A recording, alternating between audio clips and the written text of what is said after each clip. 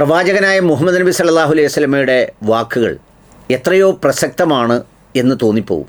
അങ്ങ് അന്താരാഷ്ട്ര പ്രശ്നങ്ങൾ മുതൽ ഇങ്ങേറ്റവും താഴെത്തട്ടിലുള്ള പ്രതികരണങ്ങൾ വരെ ഈ സമുദായത്തിൽ ഏറ്റവും കൂടുതൽ ഭയപ്പെടേണ്ടത് ദാരിദ്ര്യവും കഷ്ടപ്പാടും എണ്ണത്തിൽ കുറവുമല്ല, മറിച്ച് സമ്പത്തിനോടുള്ള ആധിക്യവും അധികാരത്തിനോടുള്ള ഭ്രമവും ഒക്കെ അടങ്ങുന്നതിലൂടെ ഇതിൻ്റെ യഥാർത്ഥ വിശ്വാസത്തിൻ്റെ സത്തയിൽ നിന്നൊരു സമൂഹം അകന്നു പോകുന്നതാണ് ഏറ്റവും ഭീകരവും ക്രൂരവുമായ യാഥാർത്ഥ്യമെന്ന അർത്ഥത്തിൽ പ്രവാചകൻ സൂചിപ്പിച്ചു പോയ വാക്കുകൾ എത്ര പ്രസക്തമാണെന്ന് നമുക്ക് ഇന്ന് തോന്നിപ്പോവും. അതങ്ങ് ഇറാൻ മുതൽ ഇങ്ങ് നമ്മുടെ നാട്ടിലെ കുഞ്ഞുങ്ങൾ വരെ, അടിമക്കണ്ണുകൾ വരെയുള്ളവരിൽ നിന്ന് ഈ പ്രവൃത്തിയുടെ പ്രാധാന്യം നമുക്ക് ബോധ്യപ്പെടും.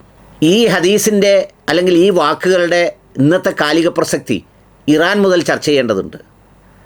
ഈ ഇറാനിലെ ഈ കാംനെയി ആകട്ടെ, അതുപോലെ പ്രധാനപ്പെട്ട ഉദ്യോഗസ്ഥരാകട്ടെ, ഇവരെയെല്ലാം ഇസ്രയേലിന് ഇത്രമേൽ കൃത്യമായി വധിക്കാൻ കഴിയുന്നത് ഈ വിലക്കെടുക്കപ്പെട്ട സ്പൈകളിലൂടെയാണ്.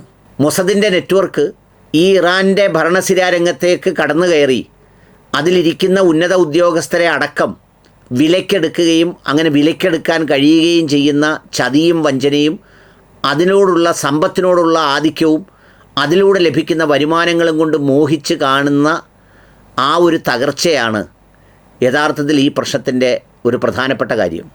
പണ്ട് ഇറാൻ്റെ പ്രസിഡൻ്റായിരുന്ന അഹമ്മദി നജാദ് എന്ന് പറയുന്ന മനുഷ്യനുണ്ടല്ലോ, ഇപ്പോൾ ഈ ആക്രമണത്തിൽ മരിച്ചു പോയെന്നും പിന്നില്ലെന്നും പറഞ്ഞ അഹമ്മദി നജാദ് സ്വന്തമായി കാർ ഓടിച്ച് തൻ്റെ ഓഫീസിലേക്ക് വരുന്ന ഈ അഹമ്മദി നജാദ് എന്ന് പറയുന്ന മനുഷ്യൻ അന്ന് പറഞ്ഞ വളരെ പ്രസക്തമായൊരു പ്രസ്താവനയുണ്ട്.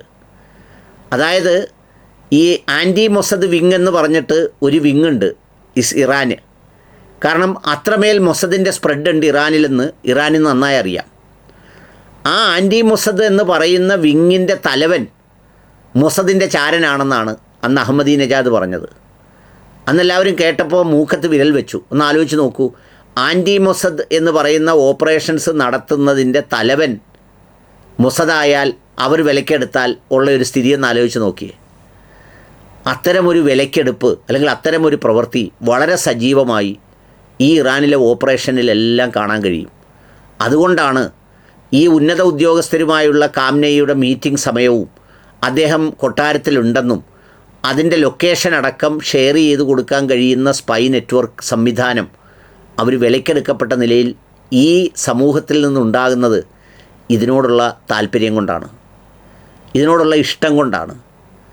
ഈ അടുത്ത സമയത്ത് റഷ്യൻ സ്പൈ നെറ്റ്വർക്ക് ഉപയോഗിച്ച് ഇത്തരം സ്പൈ നെറ്റ്വർക്കുകൾ ഇൻ്റർഫിയർ ചെയ്തപ്പോൾ 900 പേരെയാണ് ഇറാനികളായിട്ടുള്ളവരെ ഈ മൊസദിൻ്റെ ചാരന്മാരായി അറസ്റ്റ് ചെയ്ത് ജയിലിലിട്ട് വധശിക്ഷയ്ക്ക് വിധേയമാക്കിയത്. ഈ 900 പിടിച്ചതാണെങ്കിൽ പിടിക്കാത്ത എത്ര ആയിരം ഈ കൂട്ടത്തിലുണ്ടാവും? ഇതിനെ ഒറ്റ കൊടുക്കുന്നവർ, ഇതിനെ ചതിക്കുന്നവർ, ഇതിനെ വഞ്ചിക്കുന്നവർ. ഒന്ന് ആലോചിച്ച് നോക്കൂ.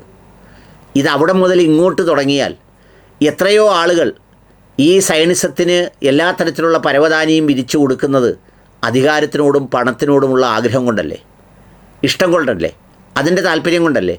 അവിടെ മുതൽ ഇങ്ങ് താഴെത്തട്ടിലുള്ള നമ്മുടെ കേരളത്തിലുള്ള മുസ്ലിം സയനിസ്റ്റുകൾ സഹിതം ഇതിൽ എന്തെങ്കിലും ഒരു പഴുത് കണ്ടുപിടിച്ച് ഇത് ഷിഴിയാണ് അല്ലെങ്കിൽ മറ്റേതാണ് എന്നൊക്കെ പറഞ്ഞ് എപ്പോഴും എതിർചേരിയിൽ നിന്ന് കളിക്കുന്നത് ഈ ഒഴുകി വരുന്ന സമ്പത്തും അല്ലെങ്കിൽ അതുമായി ബന്ധപ്പെട്ട സംഗതികൾക്ക് വേണ്ടി മാത്രമല്ലേ? ഒന്ന് ആലോചിച്ച് നോക്കിയാൽ.